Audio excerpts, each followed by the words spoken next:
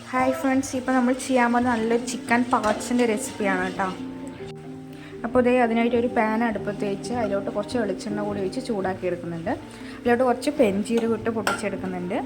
അതൊന്ന് മൂത്ത് വന്നതിന് ശേഷം അതിലോട്ട് കുറച്ച് ചെറിയുള്ളി കൂടി മുറിച്ച് ചേർക്കുന്നുണ്ട് കേട്ടോ. അത്യാവശ്യം ഒരു വലിപ്പമുള്ള ചെറിയുള്ളിയാണ് കേട്ടോ. അപ്പോൾ അത് ഞാനൊരു 10 ചേർക്കുന്നുണ്ട്. തീരെ ചെറുതല്ല. അപ്പോൾ നിങ്ങൾ ആവശ്യാനുസരണം ചേർത്ത് കൊടുക്കും. അതൊന്ന് നല്ലോണം ഒന്ന് വാട്ടിയെടുക്കുന്നുണ്ട്. അതിലോട്ട് കുറച്ച് പൊടിയുപ്പും കൂടി ഇട്ട് കൊടുക്കുന്നുണ്ട്. ചെറിയുള്ളി ഒരു ബ്രൗൺ കളറായതിനു ശേഷം ഒരു സവോളയുടെ പകുതി കഷ്ണം കൂടി ചേർത്ത് കൊടുക്കുന്നുണ്ട്. ഇനി ഇത് രണ്ടും കൂടെ നല്ലോണം ഒന്ന് ബ്രൗൺ കളറായി വരുന്നവരെ ഒന്ന് മൂപ്പിച്ചെടുക്കാം. ഇവിടെ ഉള്ളിയൊക്കെ നല്ലോണം ഒന്ന് വാടി വന്നിട്ടുണ്ട് കേട്ടോ. നമുക്ക് ഇതിലോട്ട് കുറച്ച് ഇഞ്ചി വെളുത്തുള്ളി പേസ്റ്റും കൂടി ചേർത്ത് കൊടുക്കാം. ഇതും കൂടി ചേർത്ത് നല്ലോണം ഒന്ന് മിക്സാക്കി കൊടുക്കുന്നുണ്ട് കേട്ടോ. നല്ലോണം മൂത്ത് വന്നിട്ടുണ്ട്. ഇതിലോട്ട് കുറച്ച് മല്ലിപ്പൊടി കൂടി ചേർത്ത് നല്ലോണം ഒന്ന് മൂപ്പിച്ച് കൊടുക്കട്ടെ. ഞാനിപ്പം സവോളയൊക്കെ ഒരു സൈഡിലോട്ടാക്കിയിട്ട് സെൻറ്ററിൽ കുറച്ച് സ്പേസ് ആക്കിയിട്ട് അവിടെ ഇട്ടിട്ട് ചൂടാക്കി എടുക്കുന്നത്.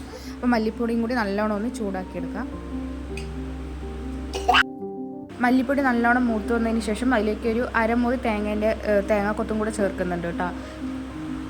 മല്ലിപ്പൊടി ചേർക്കുന്ന മുന്നേ തേങ്ങാക്കൊത്ത് ചേർക്കാൻ ശ്രമിക്കുക കേട്ടോ. ഞാനത് വിട്ടുപോയതാണ്, അല്ലെങ്കിൽ മൂത്ത് കിട്ടാൻ കുറച്ച് സമയം എടുക്കും. അതുകൊണ്ടാണ് കേട്ടോ. അപ്പം ട്രൈ ചെയ്യുന്നവർ തേങ്ങാക്കൊത്ത് പൊടിയിടുന്ന മുന്നേ ഇടുക.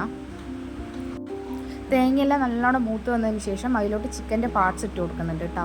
ഉപ്പ്, മുളക് പൊടി, മഞ്ഞൾപ്പൊടി, കുറച്ച് ഇഞ്ചി വെളുത്തുള്ളി പേസ്റ്റും കൂടി ചേർത്ത് നല്ലോണം മിക്സാക്കി. ഇത് കോഴീൻ്റെ ലിവർ മാത്രമല്ല കേട്ടോ, കുറച്ച് എല്ലോട് കൂടിയായിട്ടുള്ള പാർട്സാണ്. അപ്പോൾ അതും കൂടി ഇട്ട് നല്ലോണം ഒന്ന് മിക്സാക്കി കൊടുക്കുന്നുണ്ട്. കുറച്ച് കറിവേപ്പിലയും കൂടി ഇട്ട് കുറച്ച് പച്ചമുളകും ഇട്ട് നല്ലോണം അടച്ചടിച്ച് വേവിക്കുന്നുണ്ട് കേട്ടോ, മിക്സാക്കിയിട്ട്. ഇനി നമുക്കൊരു 3-4 മിനിറ്റ് അടച്ച് വെച്ച് വേവിച്ചെടുക്കാം കേട്ടോ, വെള്ളമൊന്നും ഒഴിക്കാതെ. ഒരു 4 മിനിറ്റ് കഴിഞ്ഞിട്ടുണ്ട്. ഇനി നമുക്ക് ചിക്കൻ തുറന്ന് നോക്കാം കേട്ടോ. ഇറച്ചിയിൽ നിന്നൊക്കെ നല്ലോണം വെള്ളം ഇറങ്ങി വന്നിട്ടുണ്ട്. ഈ ഒരു പരുവത്തിൽ കിട്ടിയിട്ടുണ്ട് കേട്ടോ. കുറച്ച് ഉപ്പ് കുറവുണ്ടായിരുന്നു കേട്ടോ. ഞാൻ ഉപ്പും കൂടെ ചേർത്തൊന്ന് മിക്സാക്കി കൊടുക്കുന്നുണ്ട്. അതോടൊപ്പം തന്നെ അതിലോട്ട് കുറച്ച് ഗരം മസാല, കുരുമുളക് പൊടിയും കൂടി ചേർത്തൊന്ന് മിക്സാക്കി കൊടുക്കുന്നുണ്ട്. നമ്മൾ അധികം മസാലപ്പൊടികളൊന്നും ചേർക്കുന്നില്ല കേട്ടോ. കൂടുതൽ കുരുമുളക് പൊടിയാണ് ചേർക്കുന്നത്. ജസ്റ്റ് ഒരു 2 മിനിറ്റും കൂടെ നമുക്കൊന്ന് അടച്ച് വെച്ച് വേവിച്ചെടുക്കാം. ചിക്കനിലോട്ട് ഗരം മസാലപ്പൊടിയൊന്ന് പിടിക്കാൻ വേണ്ടി മാത്രമാണ്. അപ്പോൾ ഒന്ന് അടച്ച് വെക്കാം.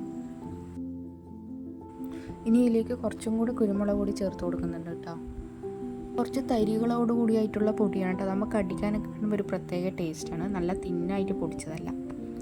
അതും കൂടി ചേർത്ത് നല്ലോണം ഒന്ന് മിക്സാക്കി കൊടുക്കുന്നുണ്ട്. നമ്മുടെ കറി ഇവിടെ റെഡി ആയിട്ടുണ്ട് കേട്ടോ. ഇതിലോട്ട് കുറച്ച് കറിവേപ്പിലയും മല്ലിയിലയും കൂടി ചേർത്ത് കറി നമുക്ക് ഓഫ് ചെയ്യാം. നല്ല ടേസ്റ്റിയാണ് കേട്ടോ. അപ്പോൾ എല്ലാവരും ഒന്ന് ട്രൈ ചെയ്ത് നോക്കുക. തേങ്ങാക്കൊത്തും കുരുമുളകൊക്കെ ഇട്ടിട്ട് ഒരു പ്രത്യേക ടേസ്റ്റാണ് കേട്ടോ. അതോടൊപ്പം നമ്മുടെ ഈ ചാനലും കൂടി ഒന്ന് സബ്സ്ക്രൈബ് ചെയ്തേക്കണേ.